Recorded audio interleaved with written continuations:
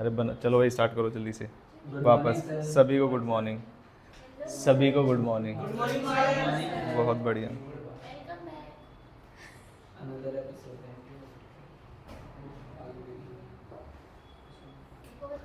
सबसे खास बात क्या है इस क्लास की? बस अब शांत हो जाइए, बस बस भाई साहब नॉलेज को कंट्रोल करके रखिए। इस क्लास की सबसे खास बात ये है कि बच्चे ही समझाएंगे कि आपने क्या पढ़ा है ना। हमने कौन से सेक्शन तक पढ़ लिया था? सेक्शन 12 सब सेक्शन 6 तक पढ़ लिया था, और आज हमें 7, 8, 9, 10, 11, 12, 13, 14, जिसमें से 11, 12 आप बताओगे, बाकी मैं बताऊंगा। यही कह रहे थे आप? 7, 8, 9 आप बताओ, ठीक है। 10 भी बता दोगे, चलो बहुत बढ़िया, कोई बात नहीं। 6 तक मैंने बता दिया था आपको। थोड़ा सा एक बार जल्दी से 6 तक रिवाइज कर लेते हैं, फिर उसके बाद बातचीत करेंगे। ये रहे हमारे 12 सब सेक्शन 1। सबसे पहले क्या लिखा हुआ इसमें? लोकेशन ऑफ सप्लायर और लोकेशन ऑफ रिसिपेंट, दोनों ही व्यक्ति अगर इंडिया के अंदर हैं तो ही ये वाले 12 सब सेक्शन जो आगे वाले हैं तो आपके ऊपर एप्लीकेबल होंगे। 12.2 क्या कहता है बताइए? अगर आप 12.3 से लेकर 12.14 तक कहीं फॉल नहीं करते तो हमारे पास आना, वो केस बेस बताए गए स्पेसिफिक केस के। और 12.2 ये कहता है कि अगर जो व्यक्ति है वो कौन है? रजिस्टर्ड व्यक्ति है। तो क्या है? जहां पर रजिस्टर्ड है, लोकेशन ऑफ रिसिपेंट बोलते हैं उसको। दूसरा पॉइंट क्या है इसमें? अगर वो रजिस्टर्ड है या रजिस्टर्ड नहीं है? कौन? प्रोवाइडर या रिसिपेंट?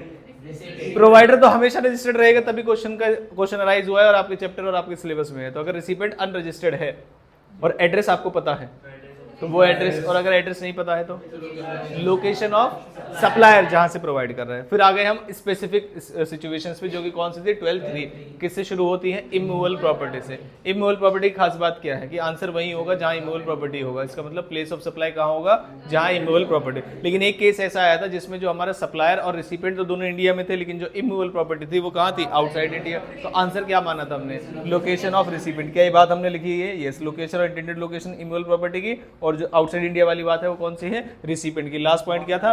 प्रोपोर्शनेट कैसे निकालेंगे हम, तो उसके लिए हमारे पास प्रोपोर्शनेशन के रूल्स है। हम जो नेक्स्ट क्लास पढ़ेंगे उसमें सारे ये प्रोपोर्शनेट करने के तरीके और उनके एग्जांपल्स ही कराऊंगा आपको। प्रोपोर्शन करना आज की क्लास में डिस्कस, हमने जनरल रूल पढ़े, ठीक है। उसके बाद नेक्स्ट मैंने लिखवा दिया था, हालांकि आप सभी ने ये लिख लिया होगा, ठीक है। प्रोपोर्शनेट के रूल्स हालांकि कुछ मैंने बताए थे आपको। जैसे पहले क्या लिखा हुआ है? होटल, इन और गेस्ट हाउस है तो क्या है?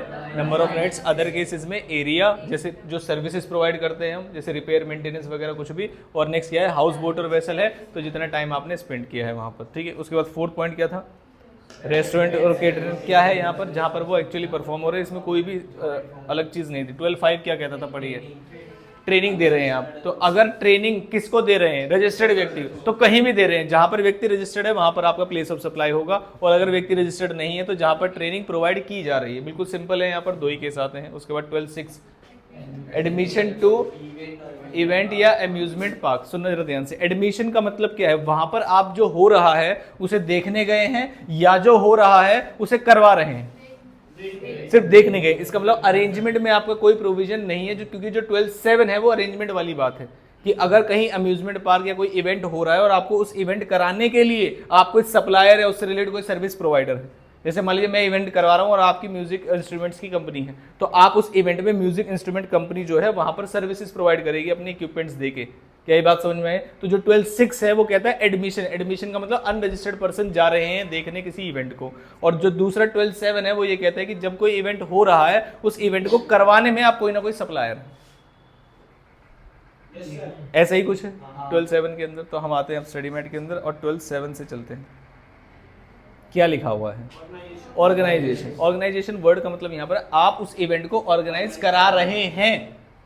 एक मेन ऑर्गेनाइजर होगा और एक आप है जो लोगों को वहां पर जो सर्विसेज प्रोवाइड कर रहे हैं। तो रूल क्या बना आप बताइए? अगर रजिस्टर्ड पर्सन को कर रहे हैं या रजिस्टर्ड पर्सन से कर रहे हैं? रजिस्टर्ड पर्सन को, यानी कि जो इवेंट करवाने वाले हैं वो रजिस्टर्ड है, मैं उनको सर्विस प्रोवाइडर हूं, यही कह रहे हैं आप? बताइए फिर। Location of recipient. अब सुनने जरा ध्यान से। क्या मैं नोट साथ साथ बनाता हुआ चलूं इसके जैसे जैसे आप बताएं? ठीक। ये था 12.6 और मैं अब बना रहा हूं 12.7। सेक्शन 12 सब सेक्शन 7 क्या कहते हैं? ये हेडिंग क्या है इसकी? Organisation of event.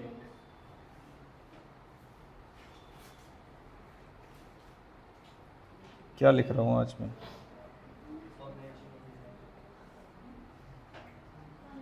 अगर हम इवेंट को ऑर्गेनाइज कराएं, क्या साथ साथ में चल रहा है, ये लैग तो नहीं कर रहा? ये ऑर्गेनाइजेशन ऑफ इवेंट है। आपने रूल क्या बताया बताओ? अगर आप ये इवेंट ऑर्गेनाइज करा रहे हैं और आप कौन व्यक्ति हैं, रजिस्टर्ड, क्या मैं बोल दूं ऐसा B2B है? क्योंकि सप्लायर तो हमेशा क्या होगा, रजिस्टर्ड। और दूसरा बताओ क्या लिखूं, अनरजिस्टर्ड की जगह मेरा मन क्या कर रहा है लिखने का, B2C। अगर दोनों में से एक ही केस होगा और जल्दी आंसर लिख देंगे। क्या ये बात समझ में? बताओ B2B वाले केस में आपका सॉल्यूशन क्या रहा? लोकेशन ऑफ रिसिपेंट, ठीक है। B2C वाले का केस बताओ, यानी कि जहां पर इवेंट इज ऑर्गेनाइज्ड।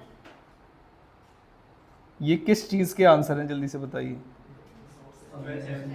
अरे नालायक, क्या चीज है ये? यही इनकी प्लेस ऑफ सप्लाई होगा।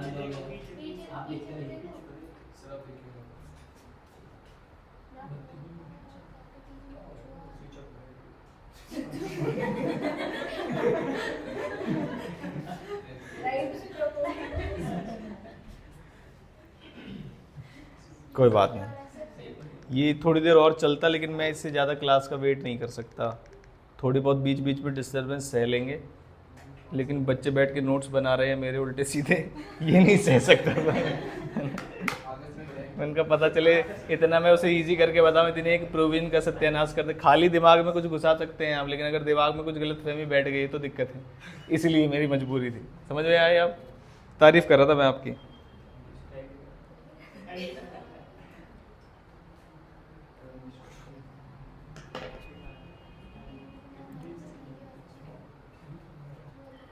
इसके अलावा तो कुछ नहीं था 12/7 में, इसके अलावा कुछ नहीं। अगर इवेंट आउटसाइड इंडिया हो रहा है तो क्या बचा हमारे पास, प्रोवाइडर या रिसिपेंट? रिसिपेंट क्या ऐसा इमूवेबल प्रॉपर्टी में भी होता था, याद करो बस, और कोई दिक्कत वाली बात ही नहीं, बस ये कनेक्ट हो जाए एक बार।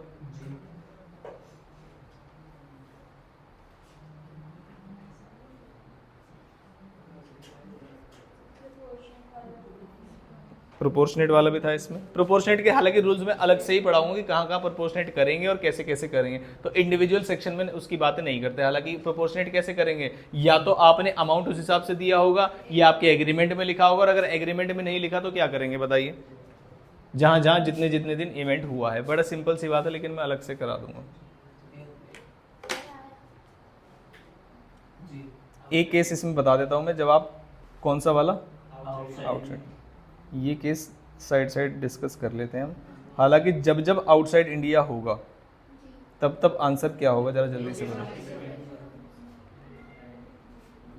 एक कौन है, सर्विस प्रोवाइडर, एक कौन है, सर्विस रिसिपेंट, और जो इवेंट है वो कहाँ हो रहा है बताओ, आउटसाइड इंडिया। इवेंट जो है वो आउटसाइड, तो इवेंट टेकिंग प्लेस तो आंसर हो ही नहीं सकता, तो इवेंट आउटसाइड इंडिया है।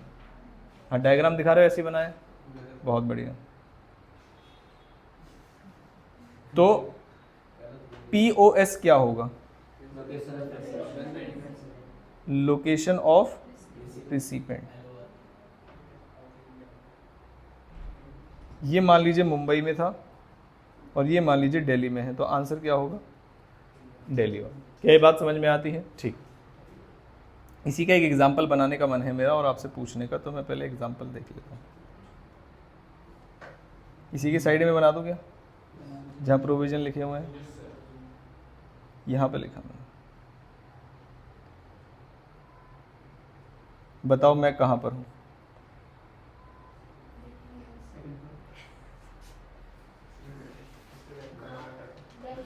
मैं कौन से स्टेट में हूँ, कहाँ पर। GST में जब भी सवाल होगा इसका मतलब क्या पूछा जा रहा है आपसे, दिल्ली। ठीक है, मैं दिल्ली में हूँ।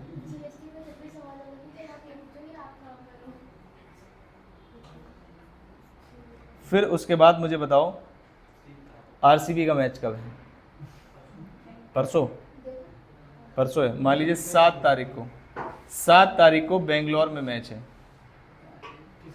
RCB का। सुनना जरा ध्यान से, क्या है,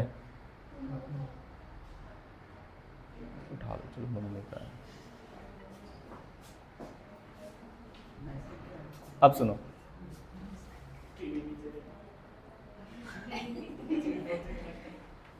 तो दूर की चली गई। सुनो सुनो सुनो, कोई बात नहीं।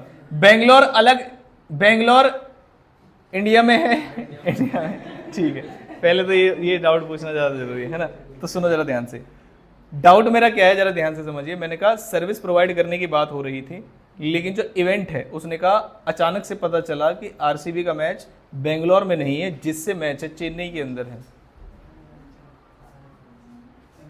ये सर्विस प्रोवाइडर है, ये सर्विस रिसिपेंट है।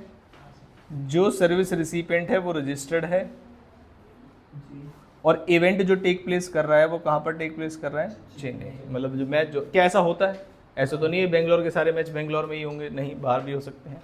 आपको जवाब ये देना है what is the place of supply. क्या ये बात बिल्कुल क्रिस्टल क्लियर है? कोई परेशानी वाली बात है? अगर ये अनरजिस्टर्ड होते तो चेन्नई। क्या ये सिंपल बात है? पक्का। इसी तरीके से आप एग्जांपल बना लेंगे कि इफ आरसीबी, क्या इफ आरसीबी इज रजिस्टर्ड, अगर आरसीबी रजिस्टर्ड है तो क्या होगा, and if RCB is not registered. क्या मैं जो लिख रहा हूं वो सामने आ रहा है? ठीक है, आ गई क्या? बताइए प्लेस ऑफ सप्लाई क्या होगा? लाइट कटेगी? काटो काटो।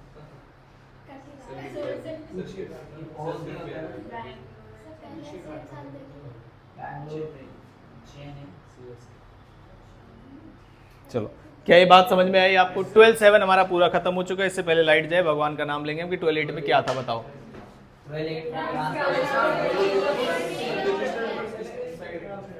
अरे क्या हमें लाइट से कोई परेशानी है? नहीं, हमें दिखाए। अब गया, अब गया। 12/8 में क्या था ये बताओ जरा। Transportation of goods. ठीक नजर, चलो ठीक है, रूल बताओ आप, फिर मैं समझाऊंगा। हाई से खोल दो, खोल दो।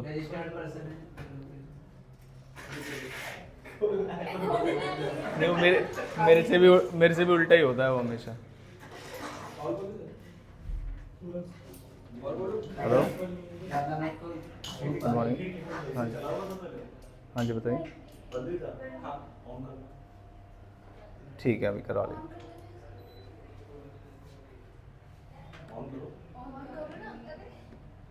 ये क्यों बंद हुआ? ये नहीं है इन्वर्टर से? वो अभी पहले एसी वाला चेक करा, इन्वर्टर का बंद किया है ना अभी। अच्छा, ठीक ठीक ठीक ठीक। चलो चलो, ट्रांसपोर्टेशन ऑफ गुड्स बताओ, छोड़ो तुम इन्वर्टर, बताओ।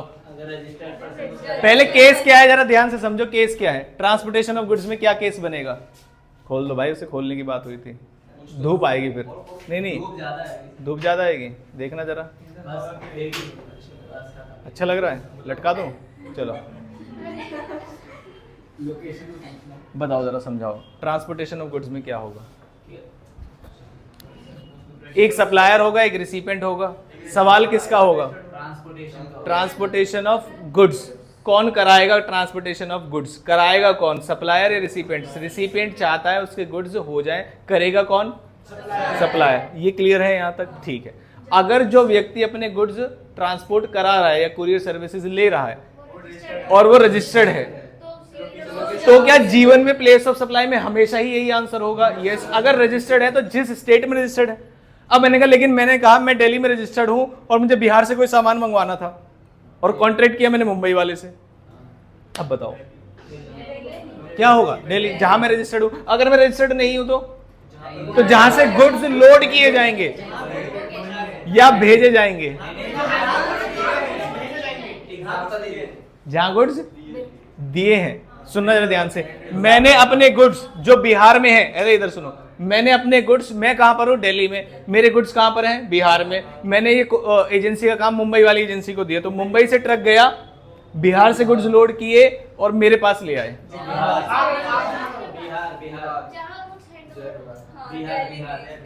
हैंड ओवर का मतलब क्या है? जहां गुड्स लोड हो रहे हैं या जहां गुड्स अनलोड हो रहे हैं। मैंने 2 मिनट दिए, बुक देख लो आप, सोच लो। हैंड ओवर का मतलब समझ, कुरियर एजेंसी आपके गुड्स लेने जा रही है, तो आप जब उन्हें गुड्स दे देंगे कि जा सिमरन जा, बस जहां सिमरन उतरेगी वहां नहीं, जिस स्टेशन से सिमरन को भेजा गया था उस वाले स्टेशन को आपको माना जाएगा प्लेस ऑफ सप्लाई। क्या ये बात समझ? तो गुड्स कहां से लोड हुए थे बताओ? बिहार से। तो प्लेस ऑफ सप्लाई क्या होगा? क्या ये बात समझ में आती है? ठीक है। क्या इसमें और भी कोई पॉइंट है? इसमें सबसे बड़ा गड़बड़ कर दी, अगर गुड्स आउटसाइड इंडिया है तो उन्होंने कहा था जो डेस्टिनेशन है वो माना जाएगा। हालांकि आपके सिलेबस में रिलेटेड कोई एग्जांपल नहीं है, छोड़ देना, बुरा मत मानना, लिख दिया बेचारों ने आप, क्योंकि उसने डेस्टिनेशन लिख दिया, शायद आप वर्ड चेक करोगे तो जहां पर गुड्स डेस्टिनेशन है उसे छोड़ दीजिए।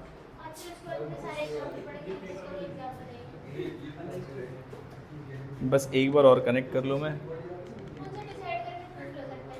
देखो वो व्यक्ति ना, वो कल शाम से काम कर रहा है, शायद आप भी थे ना तब, वो कल शाम शायद 5-6 बजे से काम कर रहा है, फिर रात को गया था वो 11 बजे के बाद, है ना, फिर उसके बाद सुबह सुबह 8 बजे से लगा हुआ है ना। कोई बात नहीं। फिर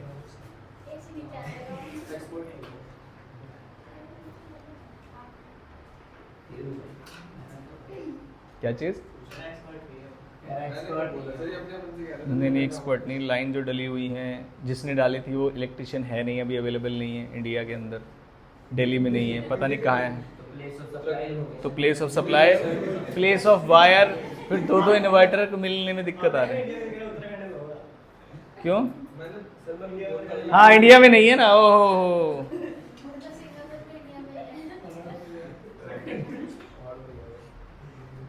चलो पहाड़ से वापस आ जाओ इधर। 12 सबसेक्शन किसकी बात कर रहे हैं? 8 की बात कर रहे हैं। 7 हमने कंप्लीट किया। क्या 8 को भी इधर ऐसे ही बना दो या समझ में आ गया है आपको? या अरे आलसियो, यहाँ जी ये सच वाले नोट्स है, तभी तो साथ साथ बना रहे हैं।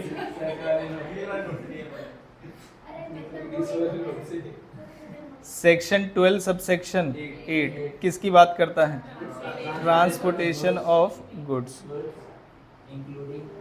जो भी है मैंने मोटा मोटा ऊपर पॉइंट लिख दिया है, जो भी एडिशन होगा मैं साथ में कर दूंगा, या पहले सारे प्रोविजन पढ़ा दो, जल्दी से बताओ, नोट्स अलग से लिख के दे दूंगा आपको, ठीक है? ऐसे सही रहेगा, कोई पॉइंट भी स्किप नहीं होगा। तो मैं स्टडी मैट में आ गया, मैंने कहा भाई साहब तुम्हारा वाला काम तो हमने कर लिया, लेकिन पहले मैं 12/7 के एग्जाम्पल साथ साथ करते चले।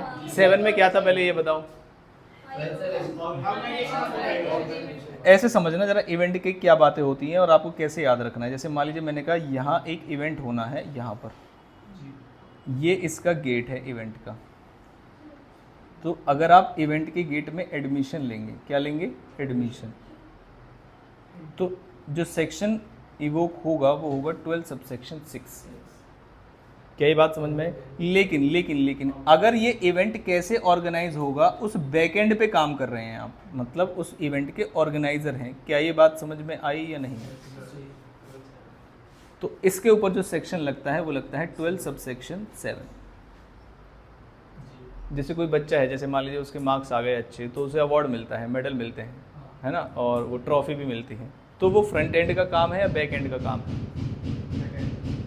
बताइए। अवार्ड जब बच्चा लेने आता है, बच्चा स्टूडेंट, तो ये फ्रंट का काम हो, एंड क्या फ्रंट का काम होगा या बैक एंड का काम होगा? फ्रंट का काम है। तो इसका मतलब ये एडमिशन वाली बात हो गई। क्या ये बात समझ में? लेकिन मान लीजिए मैंने कहा एक शाम पहले मैं इधर ही कोचिंग में झाड़ू पोछा लगा रहा था, ये फ्रंट एंड का काम होगा या बैक का? बताइए। ये बैक एंड का काम होगा। क्या? हाँ जी, ये मजदूरी का काम हुआ। तो जो इवेंट की सर्विसेज मैं ले रहा हूँ, मैंने कहा एक दिन पहले मैंने इलेक्ट्रिसिटी वाला भी बुलाया, बताइए कौन सा सेक्शन प्रोवोक होना चाहिए? कौन सा सेक्शन? 12 सबसेक्शन 7 होना। लेकिन अगर जो अतिथि गेस्ट ये सब आ रहे हैं, ये कौन से सेक्शन के थ्रू आ रहे हैं? 12 सबसेक्शन से। ये सिर्फ एडमिशन लेने आ रहे हैं, इसलिए जहाँ इवेंट हो रहा है इनका कोई वजूद नहीं है, जहाँ इवेंट हो रहा है वहाँ पर बात होगी। क्या ये बात समझ? लेकिन अगर आप सर्विस प्रोवाइडर है तो हमें देखना पड़ेगा कि आप रजिस्टर्ड हैं या नहीं, फिर वो सारी चीज़ें आएंगी। समझ आया या नहीं आया? पक्का 12, 6 और 7, हालांकि एक में भी समझा सकते थे, उन्होंने कहा रहने दो, अलग रहने दो, बच्चों को डाउट में लाएंगे, बात एक ही है, लेकिन समझ में आती है बात? पक्का, ठीक। अब एग्जांपल्स पढ़ते हैं। Mega events an event management company, कहाँ की है event management company? Delhi. Organise कर रही है एक award function for Shah diamond merchants of Ahmedabad, जो कि कहाँ पर रजिस्टर्ड है? मुझे रिसिपेंट की लोकेशन से लेना देना होता है या प्रोवाइडर की लोकेशन से? रिसिपेंट की लोकेशन से। वो कहाँ पर है? मुंबई। क्या है? पढ़ो जरा।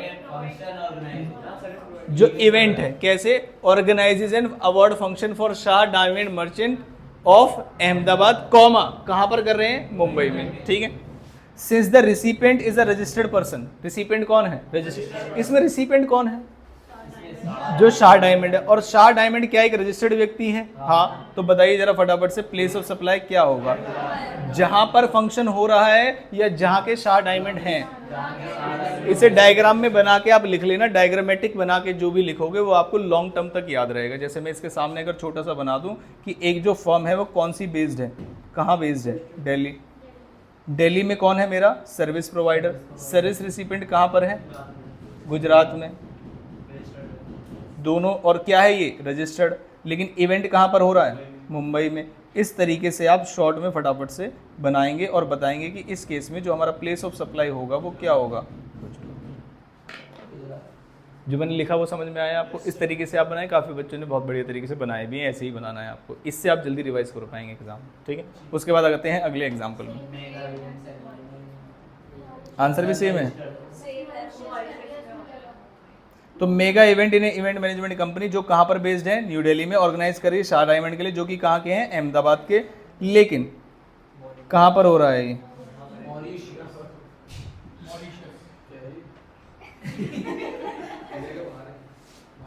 इंडिया के बाहर है। मॉरिशस, मणिपुर बताओ।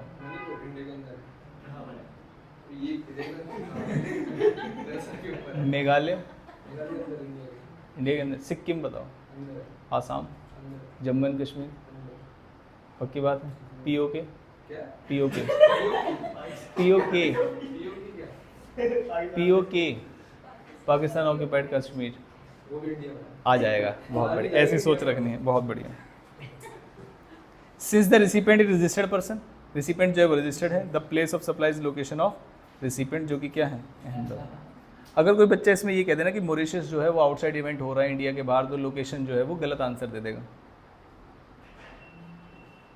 सीधी सीधी बात करनी है आपको। क्या बात करनी है बताओ? हालांकि आंसर दोनों केस में ये है। भाई आपका रिसिपेंट बताओ कहाँ है?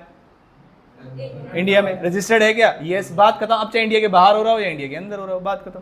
सिंपल बात है। ठीक, मोर देन वन वाले में मैंने आपको बताया कि प्रोपोर्शनेट के रूल्स में आपको समझाऊंगा। हालांकि एक एग्जांपल है, आप भी इससे समझ सकते हैं कि प्रोपोर्शनेट कैसे किया। आपने पढ़ा क्या? ये एग्जांपल पढ़ा, समझ में आया क्या आपको? ये कैसे समझ में आया? देखो, एक इवेंट मैनेजमेंट कंपनी है मूनलाइट इवेंट्स प्राइवेट लिमिटेड, जो ऑर्गेनाइज कर रही है promotional event in states. State का नाम क्या है? स्टेट 1 और स्टेट 2।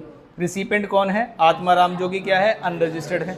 3 इवेंट करवाएंगे वो S1 में और 2 इवेंट कराएंगे किसमें? S2 में। टोटल मिला के कितने इवेंट हो जाएंगे? 5, जिसकी अमाउंट कितनी है? 10 लाख। क्या इसे 3:2 में बांट सकते हैं? यस, बात खत्म। और ये तभी करेंगे, लेट्स गो, जब हमारे पास एक सिंगल पेमेंट हो। अगर वो पेमेंट अलग अलग कर रहे हैं, मान लीजिए उन्होंने कहा कि हमने 7 लाख दिए 2 इवेंट के और 3 लाख दिए 3 इवेंट के, हमारी मर्जी है, तो अमाउंट को हम प्रोपोर्शनेट नहीं करेंगे, वो क्वांटिटी के अकॉर्डिंग होगा। क्या ये बात समझ में आती है? ठीक, नेक्स्ट आ गया हम। नेक्स्ट किसके अंदर? Transportation of goods. यही बता रहे थे आप। ट्रांसपोर्टेशन ऑफ गुड्स अगर एक रजिस्टर्ड व्यक्ति करा रहा है तो हर किसी भी झगड़े का, जो कोई भी झगड़ा है वो सॉल्व हो जाएगा। अगर कोई रजिस्टर्ड व्यक्ति करा रहा है तो जिस स्टेट में वो रजिस्टर्ड है वहाँ पर। क्या यही बात पता चली आपको? ठीक, इन्होंने क्या शॉर्ट में भी लिखा हुआ है क्या? नहीं, तो मैं इसको यहाँ पे बता देता हूँ। फिर से बड़ी छोटी सी जगह में अपना प्रोविज़न ख़त्म कर देंगे। एक व्यक्ति बताओ कहाँ कहाँ का बनाऊँ? एक व्यक्ति कहाँ का बना? दिल्ली का। एक व्यक्ति मैंने बनाया यूपी का, और ट्रांसपोर्टेशन करा रहा हूँ मुंबई से। सर्विस प्रोवाइडर कहाँ पर है बताओ? दिल्ली में। सर्विस रिसिपेंट कहाँ पर है बताओ? अगर ये यूपी वाला व्यक्ति इनकेस रजिस्टर्ड है और मेरे जो गुड्स जो उसे दूंगा मैं, लोडिंग का जो काम है, लोड करवाऊंगा यहाँ पर। क्या ये बात समझ में? यहाँ से लोड करवाऊंगा, और चाहे मैं अपने यहाँ मंगवाऊँ चाहे मैं कहीं और भेजूं, इससे कोई लेना देना नहीं है। In case the recipient is registered, what is the place of supply? चाहे गुड्स कहीं से भी आए और चाहे गुड्स कहीं पर भी जाएं। ये एग्जाम में आपको गड़बड़ कर सकता है, वो क्वेश्चन में घुमा सकता है। क्या हम बिल्कुल डटे रहेंगे अपनी बात पे? जो मंगवा रहा है अगर वो रजिस्टर्ड है और जिस भी स्टेट में रजिस्टर्ड है, बात खत्म हो गई। बात क्या ये बात समझ? इसका कारण बताऊं आपको, ऐसा क्यों कहा जा रहा है बताओ? कारण सोचा कभी आपने? मुंबई से जा रहा है सामान तो मुंबई में, तो मुंबई गवर्नमेंट को मिलना चाहिए। वो ये कह रहे व्यक्ति कहाँ है, व्यक्ति कहाँ रजिस्टर्ड है जो बिजनेस दे रहा है आपको? कहाँ रजिस्टर्ड है ये बताओ? यूपी। बात खत्म हो गई। कानून की नज़रों में व्यक्ति कहाँ रजिस्टर्ड है? यूपी में। वहीं से तो काम कर रहा है। नहीं, ये बात समझ में? ठीक, मैंने कहा अगर ये रजिस्टर्ड नहीं होता, if not registered, if service recipient is not registered, अगर वो रजिस्टर्ड रही हैं, अनरजिस्टर्ड है तो क्या करेंगे? तो जो प्लेस ऑफ सप्लाई होगा वो कौन सा होगा? मुंबई। और कीवर्ड क्या है? Where the goods are loaded. Dispatched लिखा है या लोडेड लिखा है? हैंडेड। Very good. अगर हैंडेड ओवर की बात कर रहे हो तो लिखना है हैंडेड ओवर फॉर ट्रांसपोर्टेशन। ये नहीं जो हम लास्ट में हैंड ओवर करते हैं कि ये लो अपने गुड्स। क्या मैं इसे शॉर्ट में लिख दूं लोडेड, जहां पर गुड्स लोड हुए हैं? अनलोड की बात नहीं की जा रही, किसकी बात की जा रही है? लोड की। क्या ये बात समझ में आती है? इस वाले पॉइंट को ये ऐसे इग्नोर करेंगे आप जैसे आप अपने एग्जाम्स को करते हो कि आ रहे हैं।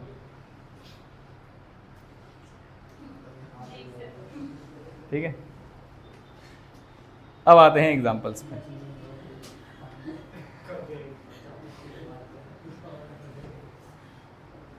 मैसेज कौन है? देखो, सुखीराम प्राइवेट लिमिटेड।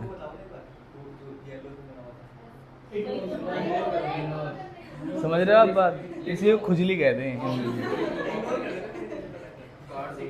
है ना। Message Sukhiram private limited is a registered company. कहां पर? दिल्ली में। इट सेंड्स इट्स कुरियर, उसी का कुरियर है। कहां पर? पुणे। इनकी सर्विसेज ली हैं, इसका मतलब ये सर्विस प्रोवाइडर है, मुझे इससे कोई लेना देना नहीं है। सर्विसेज ली किसने?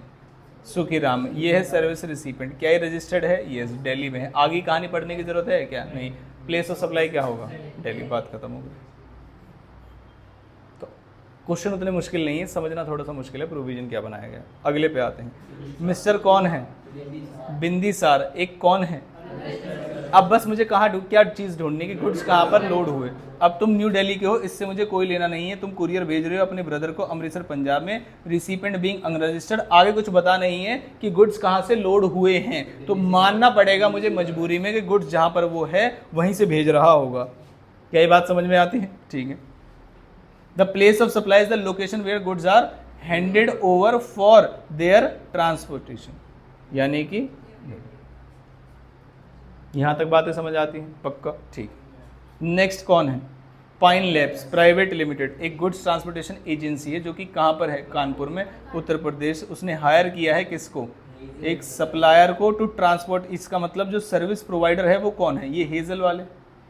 और ये ट्रांसपोर्टेशन एजेंसी होने के बावजूद भी ये कौन है? Service recipient. क्या इस बात को आप समझ पाए या नहीं, या मैंने उल्टा बताया? पक्का? सोच लो, सोच लो, सोच लो। यस, क्योंकि हायर्ड बाय लिखा है इसलिए इस बात में दिक्कत है। अगर हायर्ड होता तो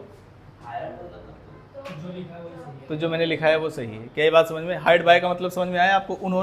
उनको हायर किया गया है, उन्होंने किया है, उनको हायर किया गया है। इसका मतलब ये कौन है? सर्विस प्रोवाइडर या सर्विस रिसिपेंट प्रोवाइडर। और ये कौन है? Service recipient. क्या ये बात समझ में आई? कंसाइनमेंट दिया है गुड्स का to a buyer in Delhi, the recipient being registered. क्या ये रजिस्टर्ड है? रिसिपेंट है कौन? और कहाँ पर रजिस्टर्ड है? कानपुर। कहाँ पर है? यूपी। इसका मतलब प्लेस ऑफ सप्लाई जो है लोकेशन, यानी कि कानपुर यूपी। यहाँ भी कोई परेशानी है क्या? नहीं। नेक्स्ट पे आते हैं, इस पूरे को समझिए। सुखविंदर ट्रांसपोर्ट प्राइवेट लिमिटेड एक गुड्स ट्रांसपोर्ट एजेंसी है नोएडा, हायर्ड बाय। फिर से वही है। इसका मतलब क्या ये प्रोवाइडर है या रिसिपेंट है? प्रोवाइडर। किसने किया है? छाया ट्रेड लिंक्स, जो कि रजिस्टर्ड सप्लायर है। कहां पर? दिल्ली में। क्या ये बात समझ में आती है? To transport its consignment of goods, registered supplier है न्यू दिल्ली में। क्या मैं आगे पढ़ूं? नहीं, खत्म। क्योंकि जो सर्विस रिसिपेंट है वो कहां पर है? रजिस्टर्ड। कहां पर रजिस्टर्ड है? न्यू दिल्ली में। क्या ये बातें समझ आती हैं? ठीक। नेक्स्ट आओ। मिस्टर कौन? श्रीकांत। क्या है ये? मैनेजर। कहाँ पर? बैंक में। गारंटी ले लेना कि इन्हीं से क्वेश्चन आएगा, और ये नाम भी यही रहेंगे। आपने मई 18 नवंबर 19 के पेपर देखे होंगे, जैसा स्टडी मैट में लिखा हुआ था नाम के साथ एज इट इज क्वेश्चन पूछे गए थे। पहली बार आया तो अपने आप को खुशनसीब समझना कि सिंपल सिंपल चीज़ें पूछी जाएंगी, वो तो जब आगे आगे बढ़ेंगे तब मज़ा आएगा। क्या ये बात समझ में आती है? ठीक। मैनेजर कहाँ पर है? बैंक में। इस ट्रांसफर्ड फ्रॉम बरेली, उत्तर प्रदेश। कहाँ पर? भोपाल, मध्य प्रदेश में। श्रीकांत की जो फैमिली है वो स्टेशन है कानपुर में, उत्तर प्रदेश में। उसने हायर किया है किसको? अब श्रीकांत जो है आपको क्या लगता है, रजिस्टर्ड है या अनरजिस्टर्ड है? अनरजिस्टर्ड। वही तो रिसिपेंट है। और प्रोवाइडर कौन है? Goyal carrier. To transport his household goods from Kanpur to Bhopal. तो क्या मुझे वैसे ही पता था, तो आंसर क्या होगा, कानपुर। खत्म हो गई बात।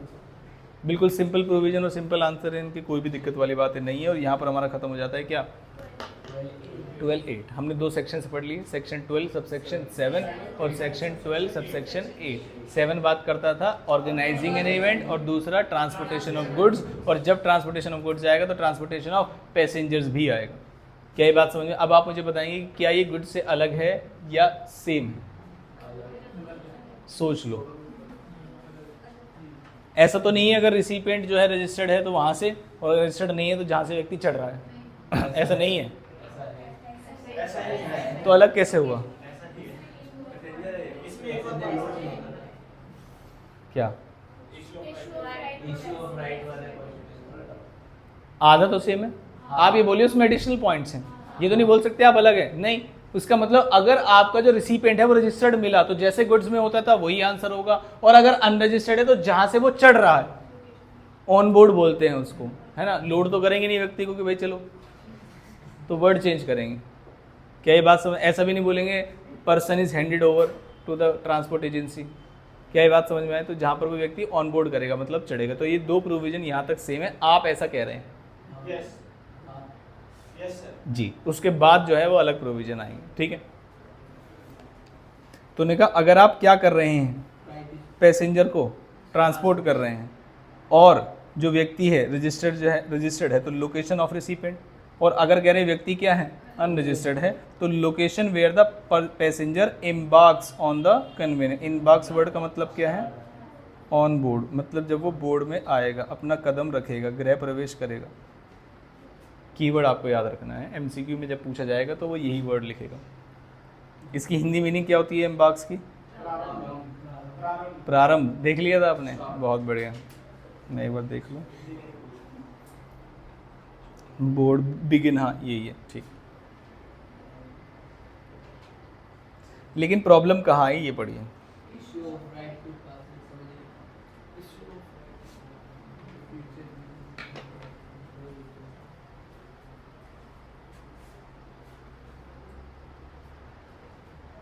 मैंने मेट्रो कार्ड बनवाया, मेट्रो कार्ड जब मेरे पास आता है तो मैं राइड करने नहीं जा रहा हूँ, मेरे पास एक अधिकार आ गया।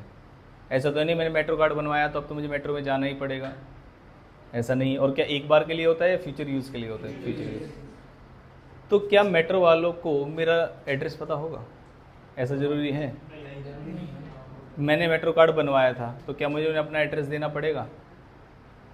मान लीजिए देना पड़ेगा, लेकिन क्या मैं अपना मेट्रो कार्ड किसी और को भी हैंड ओवर कर सकता हूं जिसकी उन्हें लोकेशन नहीं पता, और जिस व्यक्ति के पास मेट्रो कार्ड है वो यूज़ कर रहा है, उसका एड्रेस नहीं पता मेट्रो वालों को? क्या ऐसा पॉसिबल है या नहीं है? इसी केस को लेके इन्होंने पॉइंट बनाया। टिकट होता तो एक अलग बात होती, अगर टिकट है जो व्यक्ति जा रहा है तो जहाँ से वो एम्बार्क मतलब जहाँ से वो चढ़ेगा। लेकिन अगर आप टिकट ना देके ऐसी कोई चीज़ दे रहे हैं जिसके पास उसके पास जाने का राइट अभी के लिए नहीं, फ्यूचर में भी है, और अगर अधिकार है तो वो कहीं भी जा सकता है, कभी भी जा सकता है। क्या ये बात समझ? उसकी जगह कोई और भी जा सकता है, तो मुझे देखना पड़ेगा। तो चेक करते हैं, दो ही केस बनेंगे, बताओ क्या? अगर एड्रेस अवेलेबल है, और अगर एड्रेस अवेलेबल नहीं है तो दिल्ली मेट्रो का कार्ड बनाए ना, सर्विस प्रोवाइडर कहाँ है? दिल्ली में, तो क्या लगेंगे? Service provider. रूल कैसे बना ये समझ में आया आपको? पक्का। अब पढ़ते हैं एक बार। If the address of the unregistered person is available, मतलब जिसने मेट्रो कार्ड बनवाया उसका एड्रेस पता था हमें, तो क्या लिखेंगे? Location of the such unregistered person, जो कि दिल्ली में था। आगे आते हैं। In other cases the location of the supplier officer. इसमें एग्जाम्पल हम दिल्ली मेट्रो का ही लिखेंगे, लिख दूं यहाँ पर? पक्का, ठीक। हाँ वैसे ही होगा, लेकिन हम बोलेंगे नहीं उसमें, वरना हमने बोला था वहाँ पर आंखें बंद कर लेना और उनको इग्नोर कर देना, है ना, ऐसा।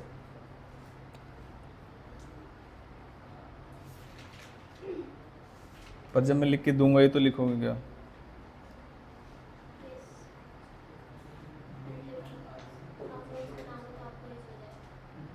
हालांकि हम लिख रहे हैं। मैंने क्या लिखा जल्दी से बताओ? दिल्ली मेट्रो में कार्ड बनवाया, मान लीजिए इशिता ने कहा कि सर मुझे दिल्ली घूमनी है। क्या आपने दिल्ली घूमी हुई है? जैसे कि जगह बताओ जो घूमने वाली जगह है। बताओ दिल्ली में कहाँ घूमने वाली जगह है जहाँ आपने, जो लोग आते हैं देखने और देखी हुई है आपने?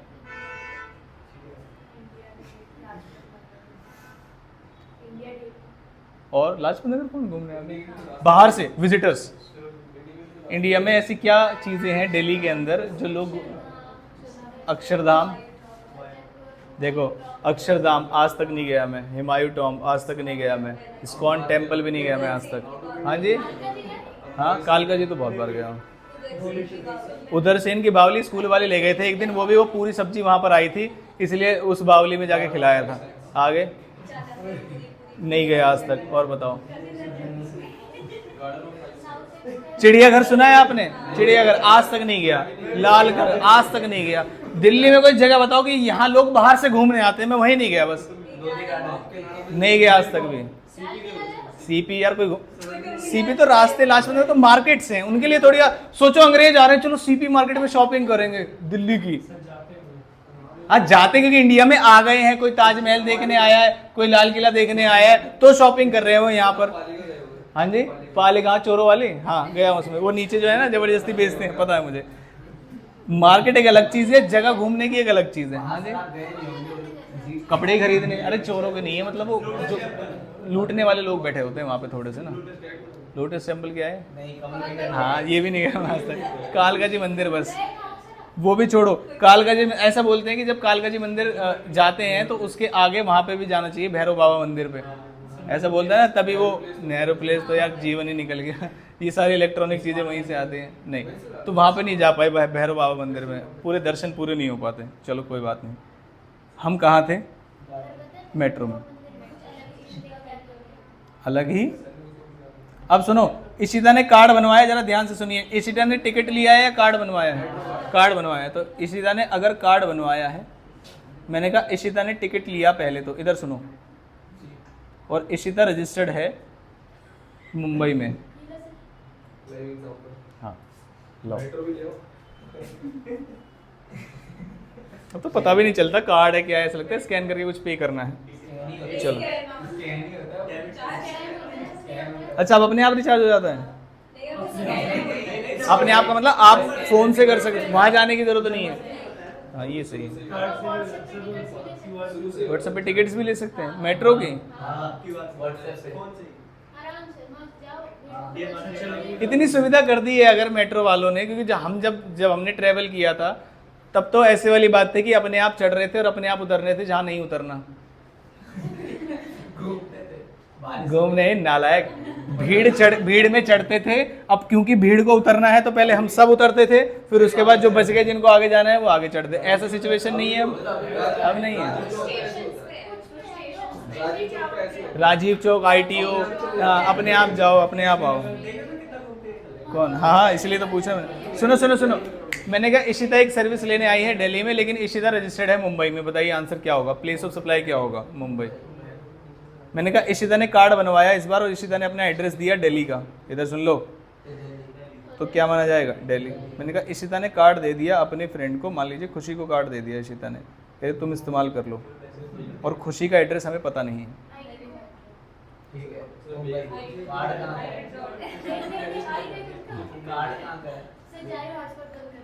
अरे भाई साहब कार्ड कहाँ का है? ऊपर लिखा हुआ सबसे पहले दिल्ली मेट्रो में। क्या अहमदाबाद का कार्ड दूंगा तुम्हें, नालायक? तो आंसर क्या होगा बताओ?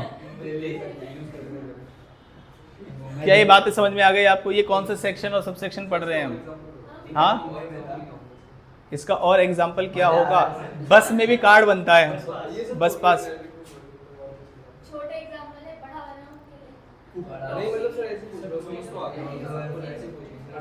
समझ आ गया ना? ऐसी बात में डिस्कशन कर लेंगे, है ना?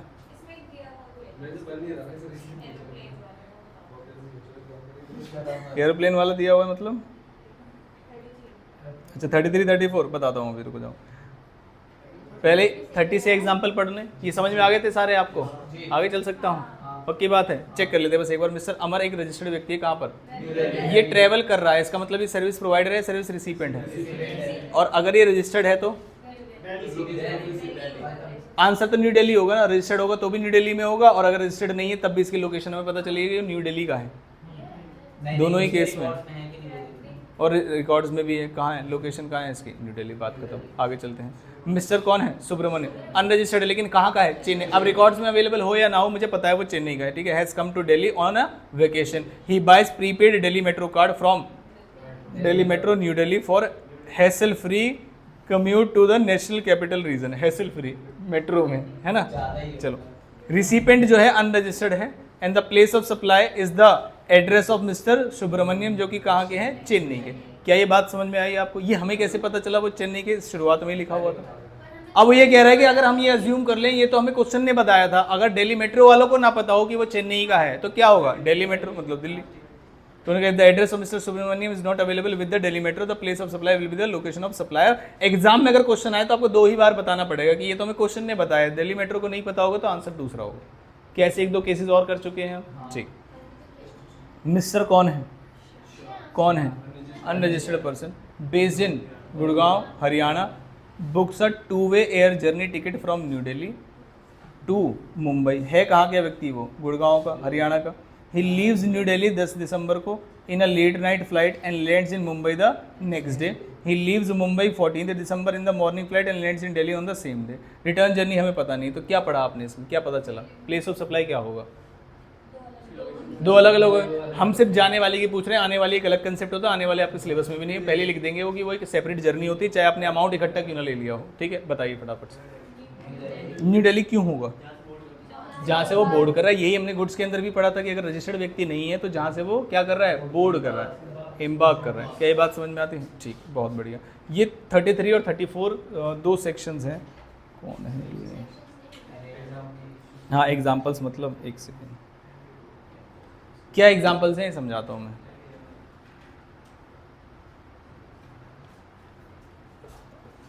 न्यूज़पेपर में पहले वो आते थे कुछ सॉल्व करने वाले पजल, अभी भी कुछ ऐसे प्राइज अवार्ड वगैरह वाले आते हैं। ठीक है, मान लीजिए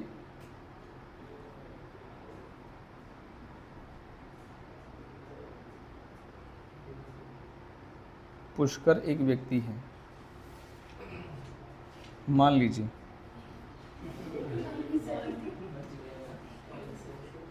ठीक है, ध्यान से समझना प्रोविजन को। पुष्कर ने कहा क्या पढ़ाई लिखाई में रखा है, क्यों ना मैं लॉटरी शुरू कर दूं।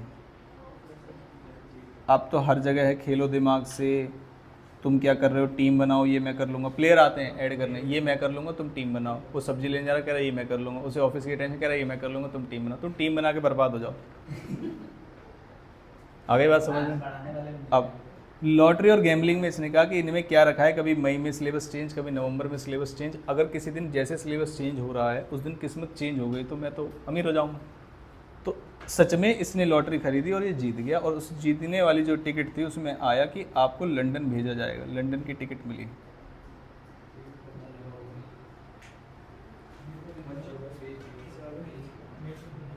है ना। और मैं ऐसे कितने लोगों को जानता हूँ अपनी नॉलेज में, हमारे साथ पढ़े हुए और अपने कलीग्स जो हैं, जो क्या नाम है, एयर हॉस्टेस वगैरह हैं या उसमें काम करते हैं, किसी चीज़ में काम करते हैं, उनके पास बहुत सारे फ्री जगहों के ऐसे पासेस होते हैं कि आप जा सकते हैं। लेकिन औकात सिर्फ जाने की नहीं, वहाँ रहने की भी होनी चाहिए, तब जा सकता है व्यक्ति। एक बार एक व्यक्ति धोखे में चला गया कि फ्री है जाना, लेकिन सिर्फ जाना, आना अलग पहली चीज़। दूसरी चीज़, अब जब आप जाओगे तो ऐसा तो है नहीं कि आप छू के लंदन आ गए, चलो चलो चलो लंदन आ गए, वापस चलो, रुकना भी पड़ेगा, वो औकात से बाहर है ना। अब लेकिन ये बात पुष्कर को नहीं पता थी। पुष्कर नाच रहा है, कह रहा जाऊँगा, क्या ये बात समझ में? लेकिन सिर्फ लंदन की टिकट मिली है आपको, ये नहीं बताया अभी कि आपका जो प्लेन है वो जाएगा कहाँ से। हमें क्या पता, न्यू दिल्ली से लेनी है, मुंबई से लेनी है, फ्लाइट कहाँ से लेनी है, हमें तो नहीं पता। तो ये केसेस बना के दिए और उन्होंने सॉल्यूशन नहीं दिया होगा आपको। पढ़ो पहले, केस समझ में आया? केस कौन सा है, अब पढ़िए जरा एग्जांपल, शायद आप समझ पाए। N airline may issue seasonal tickets containing say 10 vouchers which could be used for travel between any 2 locations in the country। ये इन द कंट्री की बात हो गई, मैंने आपको बाहर वाले एनी 2 लोकेशंस का मतलब क्या है, आपको वाउचर दे दिया कि इंडिया के अंदर आप जिन 2 कंट्री से और जिन 2 स्टेट से जिस स्टेट में जाना चाहते हैं, कोई दिक्कत वाली बात नहीं। इसका मतलब मैंने आपको वाउचर दिया, आप दिल्ली से मुंबई जा सकते हो, मुंबई से बेंगलोर जा सकते हो, बेंगलोर से गोवा जा सकते हो, जहाँ आपकी मर्जी वहाँ जा सकते हो। क्या ये बातें समझ में? क्या हमें एम्बार्किंग पॉइंट पता है या नहीं पता है? क्या नहीं हमें क्या भाई, दिल्ली वाले किसी व्यक्ति को बोला है मैंने एनी 2 लोकेशंस पे जा सकते, तो दिल्ली वाला यही कहेगा ना, मैं पहले यहाँ से जाऊँगा ट्रेन से मुंबई, अपने पूरे खानदान को लूँगा, फिर मुंबई से जाऊँगा बेंगलोर। हमें क्या पता वो कहाँ से फ्लाइट लेगा। बिहार में एयरपोर्ट है, दरभंगा में है, किस जगह एयरपोर्ट नहीं है ये बताओ। चेन्नई में भी है, तो सब जगह ही हो गया। उत्तराखंड में एयरपोर्ट है, उत्तराखंड में है नहीं, हमारे कहने से उत्तराखंड में एयरपोर्ट नहीं है, मान लीजिए जरा ध्यान से। उत्तराखंड के किसी व्यक्ति को हमने वाउचर दिया कि आप कंट्री के अंदर किसी 2 स्टेट्स में ट्रैवल कर सकते हैं, क्या हमें पता है वो कहाँ से जाएगा? क्या एम्बार्किंग पॉइंट हमें पता है? नहीं पता, तो उन्होंने केसेस बना के छोड़ दिए, सॉल्यूशन कुछ नहीं बताया आपको। देखिए दूसरा पढ़िए, the card issued in new Delhi metro could be used by any person located in Noida और न्यू दिल्ली और फरीदाबाद, क्योंकि इसमें कोई फिंगरप्रिंट और पर्सन की आइडेंटिटी थोड़ी ना, कोई भी इस्तेमाल कर सकता है। मैं खुद इनका एक बार मेट्रो कार्ड आज तक पैसे नहीं दिए। हाँ मैंने बोला था दे दूंगा ले गया, लेकिन मुझे पता था बच्चा 2-3 दिन बाद भूल जाएगा। भूल गए ना तुम? नहीं भूले तुम? अरे नालायक, क्या कह रहे हैं?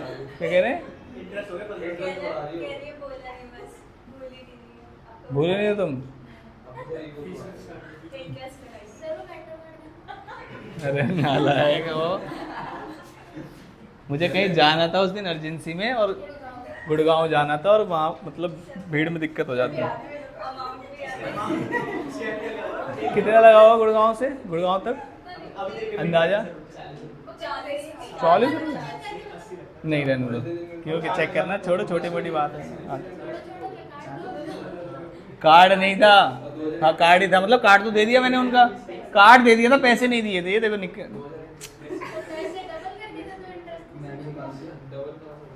मैं गुड़गांव एक ही बार गया था, आया गाड़ी में, तो डबल की दो विदाउट न्यू दिल्ली मेट्रो। क्या कह रहा है? वापस आ जाओ, है ना। ये बस केसेस बता रहे कि भाई साहब यहाँ दिक्कतें आपको आ सकती,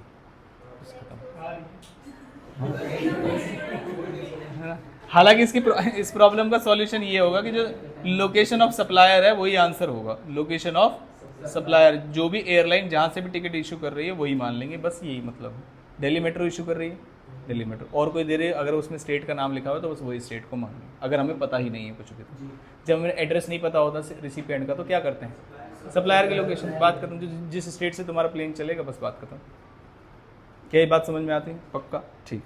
ये था हमारा 12 सबसेक्शन 9, 3 पढ़ लिया हमने, 7, 8 और 9। 7 में ऑर्गेनाइजेशन ऑफ इवेंट, 8 में गुड्स ट्रांसपोर्ट, 9 में पैसेंजर। सिंपल है यहाँ तक। 10 में चलते हैं। 10 में क्या है? On board. क्या मैंने पढ़ाया था आपको? बात खत्म। जहाँ से ऑन बोर्ड हुआ है वहीं से बात खत्म। पहले प्रोविजन बताया था मैंने आपको। अगर मान लीजिए मुंबई से चले, बेंगलोर में कुछ खाना ऑन बोर्ड हुआ और वो मुझे मिला मान लीजिए यूपी में, यूपी की फ्लाइट जब ले रहा था मैं, तो बताइए क्या माना जाएगा? जहाँ से ऑन बोर्ड हुआ था। ऑन बोर्ड कहाँ से हुआ था? बेंगलोर से, मुंबई से हुआ था। अरे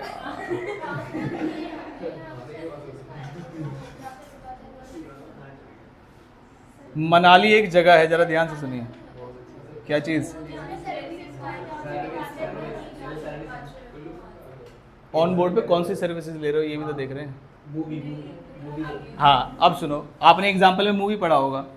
अब मूवी में शाहरुख खान को थोड़ी चढ़ाएंगे, टीवी तो पहले से था उसमें। सर्विस ले रहे हो ना आप, तो टीवी कहाँ से चढ़ा होगा? तो डिपार्चर वर्ड क्यों लिखा गया है, समझ में आया आपको या नहीं? डिपार्चर मतलब वो सामान ऑन बोर्ड पे ही था, इन्होंने एग्जाम्पल्स को डिस्टिंग्विश नहीं किया है यहाँ। बस ये कह रहे हैं आप कोई सर्विस ले रहे हो और सर्विस से रिलेटेड जो भी इक्विपमेंट है वो हमारे पास पहले से थे। जैसे मान लीजिए मैंने कहा मेकअप करवाना था, और जब फ्लाइट लैंड होने वाली थी उससे 15 मिनट पहले हमने मेकअप स्टार्ट कराया, उस बीच में हमने 2 सेट्स चेंज कर दिए, कुछ नहीं बताया गया, तो क्या मानेंगे? मेकअप का सामान कहाँ से था? जहाँ से फ्लाइट चढ़ी थी। डिपार्चर। क्या ये बात समझ में आती है आपको? ठीक है, इसमें कोई प्रोविजन नहीं है, एग्जाम्पल करना चाहे तो पढ़ लीजिए। देखिए पढ़िए क्या लिखा। Mister Raidhan is traveling from Delhi to Mumbai in an airjet flight. He desires to watch an English movie during the journey. कौन सी मूवी? सोचो। हाँ भाई, सारी नॉलेज है, बाकी सारी नॉलेज है। बाय मेकिंग नेसेसरी पेमेंट, है ना। The place of supply of such service showing क्या, मूवी ऑन डिमांड। जब डिमांड करोगे आपको मूवी चला के दे देंगे। अब ये जो मूवी की स्क्रीन या जो भी चीज़ें हैं वो कहाँ से ली होंगी उन्होंने। ऐसा तो नहीं है कि मान लीजिए तुम्हें किसी स्टेट में जरूरत पड़ी कि भाई मुझे मूवी देखनी हो, गेट खोल के कह रहे देखिए कोई मार्केट पड़े क्या, कहाँ से डाउनलोड किए, ऐसे नहीं होगा ना। Is the first schedule point of departure of the conveyance. First schedule point का मतलब बीच में नहीं चढ़ाया होगा उन्होंने। क्या ये बात समझ में आई? बाकी कोई चीज़ आपसे पूछेगा नहीं, बीच में चढ़ाने वाले। समझ में आती है बात? ठीक। अब आई मेन चीज़, टेली कम्युनिकेशन टावर। क्या इसमें आपको दिक्कत आई? हाँ, टेली कम्युनिकेशन ही है। टेली कम्युनिकेशन से मुझे याद आया कुछ आईटीसी चैप्टर। अगर पाइपलाइन होगा तो क्या होगा, और टेली कम्युनिकेशन टावर। ठीक है, हालांकि उसका यहाँ से कोई लेना देना नहीं है। आपने इसमें क्या पढ़ा ये बताइए। हमने इसमें पढ़ा कि अगर फिक्स्ड लाइन है जैसे कि लैंडलाइन। ये एक आवाज़ सही लगी मुझे कि सर आप ही पढ़ा था, मैं तो बड़ी दिक्कत है। लेकिन जिन्होंने पढ़ा है एक बार उनसे पूछ लो, है ना। बताइए, दो आवाज़ें ऐसी आई मुझे पता था ये आवाज़ें आएंगी।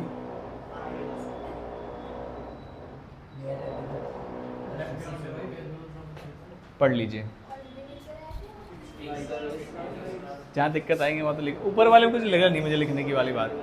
अगर आपका टेलीकम्युनिकेशन डिवाइस फिक्स है, कहीं पर टावर लगा हुआ है, तो प्लेस ऑफ सप्लाई क्या होगा, जहां पर वो टावर लगा हुआ है। कोई दिक्कत वाली बात थोड़ी है। लेकिन अगर मूवेबल कोई चीज़ है, पोर्टेबल कोई चीज़, जैसे हमारे यहाँ वाईफाई लगा, उसका राउटर लगा हुआ है, उसका कोई बॉक्स लगा हुआ है, क्या करें बताओ, क्या ये मूव हो सकता है? यस। अब अगर मूव हो सकता है तो ये देखिए आपका जो कनेक्शन है वो क्या है, पोस्टपेड है या प्रीपेड है। अगर पोस्टपेड है, पोस्टपेड का मतलब क्या होता है, पहले इस्तेमाल करो फिर विश्वास नहीं पैसे दो। सारी राइमिंग्स पता है इनको।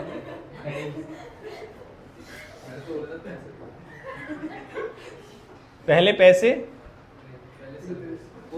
हाँ, पोस्टपेड का मतलब क्या होता है, पहले सर्विस फिर पैसे। तो जब पैसे देंगे तो क्या उसका बिलिंग एड्रेस होगा? हाँ, बिलिंग एड्रेस जो भी रिसिपेंट का होगा आप वो लगाएंगे, कोई दिक्कत वाली बात नहीं। लालच कब आएगा? प्रीपेड। प्रीपेड का मतलब क्या होता है, पहले पैसे दोगे फिर सर्विस दोगे, ठीक है। अब अगर प्रीपेड वाला सिस्टम है तो देखना आपने मैनुअली पेमेंट की है या ऑनलाइन पेमेंट। अगर तुमने मैनुअल पेमेंट की है तो कहीं जाकर पेमेंट की होगी, जैसे आज भी D2H का रिचार्ज वगैरह कुछ लोग दुकान पे जाके कराते हैं, पता है ये आपको बात। तो जहां वो दुकानदार बैठा है, मैनुअली का मतलब क्या होता है, आप कहीं पैसे लेके गए होगे, कोई मीडिएटर होगा वहां पर, कोई एजेंट होगा वहां पर, कोई वेंडर होगा वहां पर, तो जहां पर वो वेंडर की लोकेशन है वही प्लेस ऑफ सप्लाई। नहीं, यही बात समझ में पक्का। अगर आप ऑनलाइन पेमेंट करते हैं तो क्या होगा, ऑनलाइन पेमेंट करोगे तब भी आपकी लोकेशन आ जाएगी, पेमेंट कहाँ से हुई और किसने की, तो क्या हुआ, लोकेशन ऑफ रिसीप्ट। ऐसा ही कुछ लिखा हुआ था, लेकिन थोड़ा सा उन्होंने मिक्स मर्ज करके लिखा हुआ है। एक बार आप देख लीजिए, फिर मैं आपसे पूछूंगा जल्दी से। अगर टेलीकम्युनिकेशन वाली बात है और जो चीज़ें हैं वो फिक्स हैं तो क्या करेंगे, जहाँ पर लोकेशन पे फिक्स है। और अगर पोर्टेबल है तो हमें चेक करना पड़ेगा। अगर पोस्टपेड है तो बिल बनेगा और एड्रेस आएगा। अगर प्रीपेड है, क्योंकि एड्रेस किसका आएगा, जो प्रीपे कर रहा है वहां पर बैठकर, कौन, वो व्यक्ति, वो वेंडर, वो दुकानदार, उसका एड्रेस। क्या ये बात समझ में आई? और अगर ऑनलाइन पेमेंट कर रहे हो तो तुम खुद ही कर रहे हो तो अपनी लोकेशन। क्या ये बातें समझ में आई? पक्का आसान है, ठीक। 12(1) बता दिया मैंने, और नेक्स्ट 12 बताइए। बैंकिंग वाला आसान है, बैंकिंग सर्विसेज वाला आसान। 12 पढ़ा आपने? नहीं पढ़ा? अरे नालायक को। काफ़ी सारे एग्जाम्पल्स हैं, अब मैं पढ़ा दूं एक बार। 12, 11 हमने पढ़ लिए हैं तो एक बार देख लेते हैं अब एक बार, ठीक है। होमवर्क में दे दूं और आगे चलूं? बताओ, होमवर्क में दे दूं? अब तो हो जाएंगे शायद, मैंने लिखवा दिया है तो मैंने लिख दिया यहाँ पर होमवर्क सारे कर लेना एक बार, है ना। ये एग्जाम्पल्स ही आएंगे भाई आपके पेपर में, ठीक है। ये इस अटेम्प्ट में कर रहे हो, किसी भी अटेम्प्ट में करने तो पड़ेंगे। मेरी बात समझ में आई? ठीक है।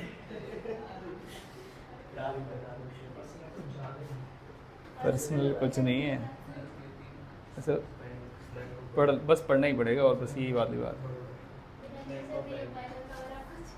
क्या? हाँ, पढ़ना ही पड़ेगा। मैं तो ये बोलता हूँ, बच्चे जिस अटेम्प्ट में सीरियस होंगे उसी अटेम्प्ट में पास होंगे, बात खत्म।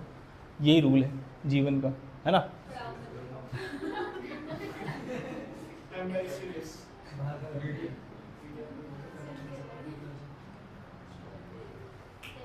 बैंक में कोई व्यक्ति आया, ठीक है, डील करने के लिए पैसे विड्रॉ हो सकते हैं, सबमिट हो सकते हैं, जो भी हो सकते हैं, तो उसका अकाउंट होगा, अकाउंट होगा का मतलब बैंक में अकाउंट जब खोलते हैं तो क्या एड्रेस वगैरह भी लेते हैं? हाँ, वो तो बिजली का बिल भी ले लेते हैं। तो आप अगर रजिस्टर्ड व्यक्ति होंगे, रजिस्टर्ड वगैरह छोड़ दिए, आप एक बैंक में डील करने जा रहे हैं, रजिस्टर्ड छोड़ दीजिए आप, अगर आपका एड्रेस अवेलेबल है बैंक के पास, तो वो एड्रेस जो है वो प्लेस ऑफ सप्लाई होगा। और कई बार ऐसा भी होता है कि मैं बैंक के अंदर गया डिमांड ड्राफ्ट बनवाने, तो उसे एड्रेस देने की जरूरत नहीं, मैं पैसे दूंगा और बन जाएगा। बैंक ड्राफ्ट वगैरह सुना है आपने?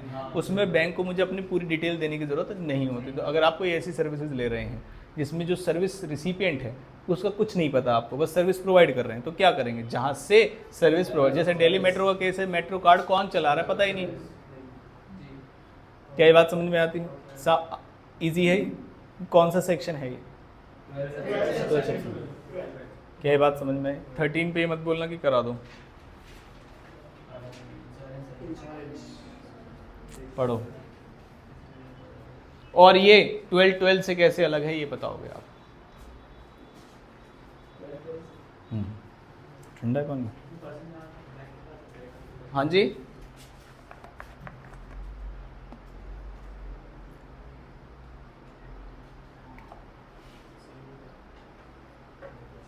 सेम है अलग है, मिलता है, ये बताओ।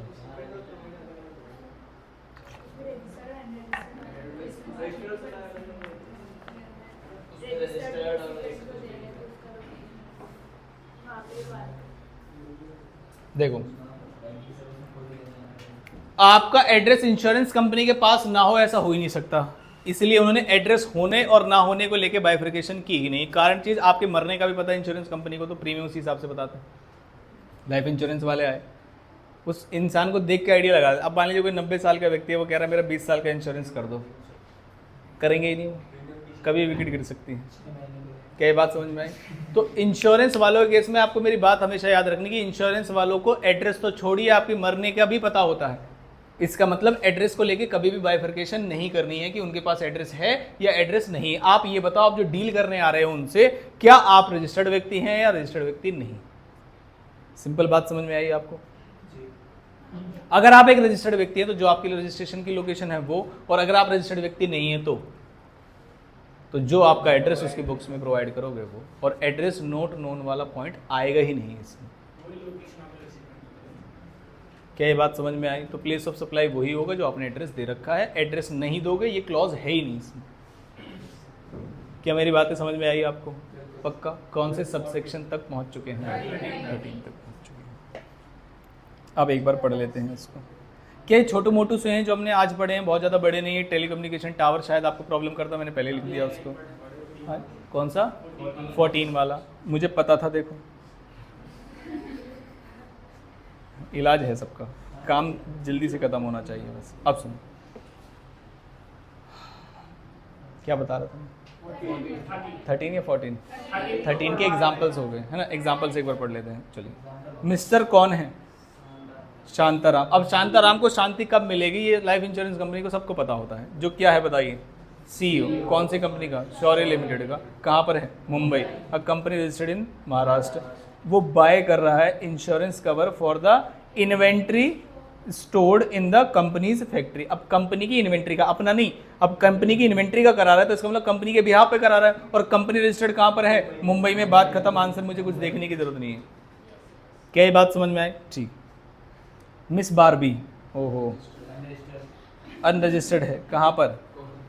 बारबी के चक्कर में ना बड़े खर्चे हो जाते हैं। बच्चों को क्या चाहिए? वो जो ज्योमेट्री होती है वो भी बारबी की चाहिए, बैग बारबी का चाहिए, सब बारबी का चाहिए। मतलब और जो मैन्युफैक्चरर हैं, सेल, सब बेकार, बस उस पर एक बारबी लगा दो, बस खत्म। चलो छोड़ो। कहाँ गई है बारबी बताओ? Goes to her native place. Native place का मतलब क्या होता है? आसपास का घर है ना। एक सेकेंड, गांव, दूसरे गांव। क्या होता है नेटिव प्लेस? जहाँ से बिलोंग करते हैं। जैसे आप कहीं से बिलोंग करते हो, उस जगह का नाम बताइए। जगह का, स्टेट का नहीं। हाँ, अरे मतलब बिहार में मधुबनी ऐसे ऐसे होता है ना। हाँ, दरभंगा।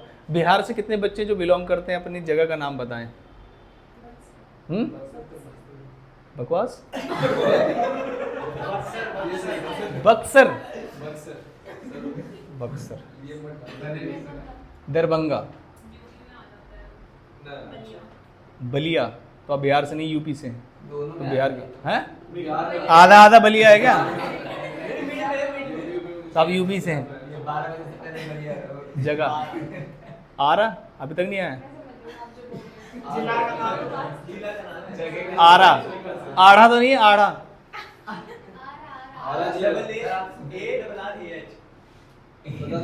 दरभंगा, दो हैं दरभंगा के, है ना। पटना, पटना के अंदर, मतलब पटना ही जगह है और कोई जगह नहीं। आप कहाँ से हैं?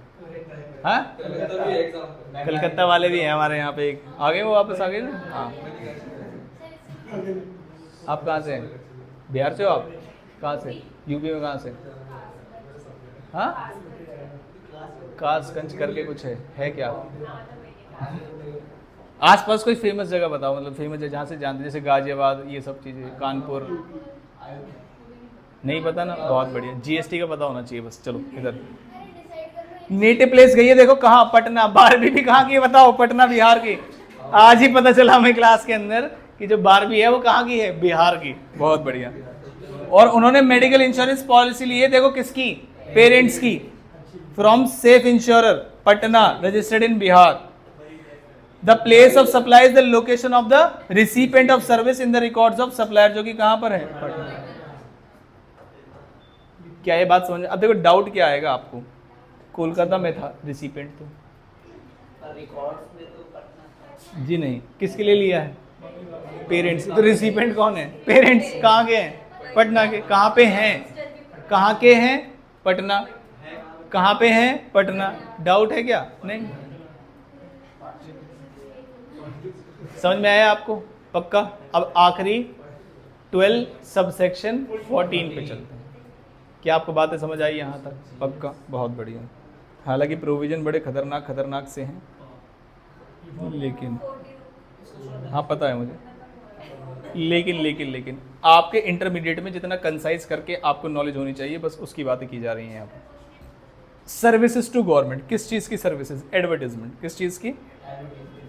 एडवर्टीजमेंट की सर्विसेज। इसे डिटेल में भी पढ़ेंगे, जैसे नेक्स्ट जो क्लास है ना हमारे, उसमें प्रोपोर्शनेट के रूल्स और इसको डिटेल में पढ़ेंगे अच्छी तरीके से। ठीक है, अब देखिए मैं आपको ऊपर से पूरा बता रहा हूँ, जो आपके एग्जाम के लिए रिलेवेंट है वो अब जो बता रहा हूँ वो है। ठीक है, एडवर्टीजमेंट सर्विसेज आप प्रोवाइड करते हैं किसको? गवर्नमेंट को। गवर्नमेंट को एडवर्टीजमेंट सर्विसेज हम कैसे प्रोवाइड कर सकते हैं? हम एक एडवर्टीजमेंट एजेंसी है जो इस तरीके से बैनर लगाते हैं, रोड पे बिल्कुल खाली छोड़ देते हैं और लिखते हैं एडवर्टीजमेंट के लिए कांटेक्ट करें। ऐसा होता है ना, जैसे कभी कभी हाईवे पे जाते हैं, बड़े बड़े लगे होते हैं, कभी कभी लगे भी होते हैं, कभी कभी खाली भी होते हैं, तो वहाँ गवर्नमेंट भी लगा सकती है अपने, कभी मोदी जी, केजरीवाल जी, सब दिखे जा सकते हैं आपको। अरे यार वो लगा लेंगे, कोई दिक्कत नहीं, छोड़ो। अच्छा ये बताओ, उनके साथ सही हुआ है गलत हुआ? आपको क्या लगता है? बहुत सही हुआ। देखो मैं बताता हूँ, बस केजरीवाल जी की एक ही गलती है, उन्होंने शुरू में मना कर दिया, बस यही गलती थी उनकी। बाकी कोई उन्होंने ऐसा कोई काम नहीं किया जो बाकी के नेता नहीं करते, लेकिन जिस पॉइंट को प्रूव करने के या बोल के वो सत्ता में आए थे कि मैं ये सब नहीं करूंगा, उन्होंने कहा ये जो 1 करोड़ 2 करोड़ अपने बंगले में लगाते हैं ना, ये नहीं लगाऊंगा। 50 करोड़ लगाए, तो बात तो उन्होंने सही कही थी, 1-2 करोड़ नहीं लगाएंगे, है ना। चलो सुनो वापस आ जाओ वापस। तो गवर्नमेंट जो एडवर्टीजमेंट कराती है वो एक ही स्टेट में नहीं कराती, एक ही स्टेट में मल्टीपल लोकेशंस और अदर स्टेट्स में भी कराती है। और हो सकता है एडवर्टीजमेंट की जो एजेंसी है उसके जो बैनर है वो हर स्टेट में लगे हुए हैं। तो प्रॉब्लम आती है कि हमसे गवर्नमेंट ने कहा था बैनर सब जगह लग जाने चाहिए, दिल्ली, यूपी, सब जगह। क्या ये बात समझ में आती है? तो अब परेशानी आती है प्रोपोर्शन में। प्रोपोर्शन के अलावा कोई परेशानी नहीं है। सर्विस प्रोवाइडर, सर्विस रिसिपेंट, जो लोकेशन है जहाँ पर करवा रहे वही है। परेशानी कहाँ आती है? जैसे मान लीजिए दिल्ली गवर्नमेंट ने एडवर्टीजमेंट कराई यूपी में, कोई रजिस्टर्ड अनरजिस्टर्ड का केस नहीं है, तो क्या करेंगे? यूपी में जहां आपने एडवर्टीजमेंट कराई है। प्रॉब्लम कब आती है? जब आप प्रोपोर्शन करते हैं। तो देखो प्रोपोर्शनल के रूल्स मैंने बता दिए आपको। अगर आप क्या करा रहे हैं एडवर्टीजमेंट, तो न्यूज़पेपर एक ही स्टेट में तो जाता नहीं है, हर एक स्टेट में जाता है, तो आप कैसे प्रोपोर्शन करेंगे? आपके एग्जाम में नहीं आएगा, बस एमसीक्यू में पूछा जा सकता है। क्या मैं FM रेडियो में भी नंबर ऑफ रीडर्स लिख दूँ? तो आंसर क्या हुआ? Number of listeners. टीवी पे आपने सुना होगा जिस स्टेट में ज़्यादा टीआरपी आएंगी वहाँ पर वैल्यू बढ़ा देंगे और जहाँ पर कम आएगी वहाँ पर कम कर देंगे। सिनेमा घर में कितने लोग आएंगे इसका पता नहीं, तो इससे अच्छा वहाँ पर देख लीजिए कितनी स्क्रीन लगी हुई है, क्या ये बात समझे, उसके बेसिस पे प्रमोशन कर देंगे। और अगर आप दो ही चीज़ें आ गई, अब देखो एक ट्रेन है और एक टिकट है। क्या आपने देखा है कभी मेट्रो स्टेशन पे भी मेट्रो के ऊपर सब कुछ लिख देते हैं वो, है ना। और आपने कभी कभी मेट्रो कार्ड के ऊपर भी देखा होगा बहुत सारी एडवर्टीजमेंट होती, देखा है क्या आपने? G20 के टाइम पर, उससे पहले भी मूवी वगैरह कुछ ना कुछ लगाते ही रहते हैं वो, ठीक है। अब ये एडवर्टीजमेंट हो रही है, तो अगर आप एडवर्टीजमेंट करा रहे हैं ट्रेन के ऊपर ही या फिर आप एडवर्टीजमेंट करा रहे हैं उसके टिकट या जो भी कार्ड वगैरह होता है, तो दोनों के जो प्रोपोर्शन के रूल्स हैं वो अलग है। क्या ये बात समझ में? एक में नंबर ऑफ स्टेशन है और एक में जो है नंबर ऑफ जो बिछाते हैं लाइन, ट्रैक्स।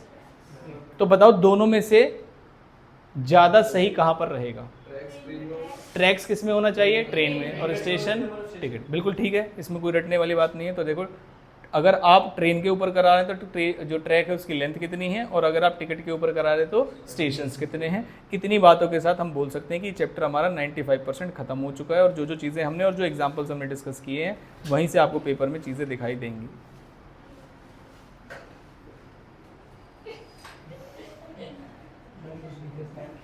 अच्छा,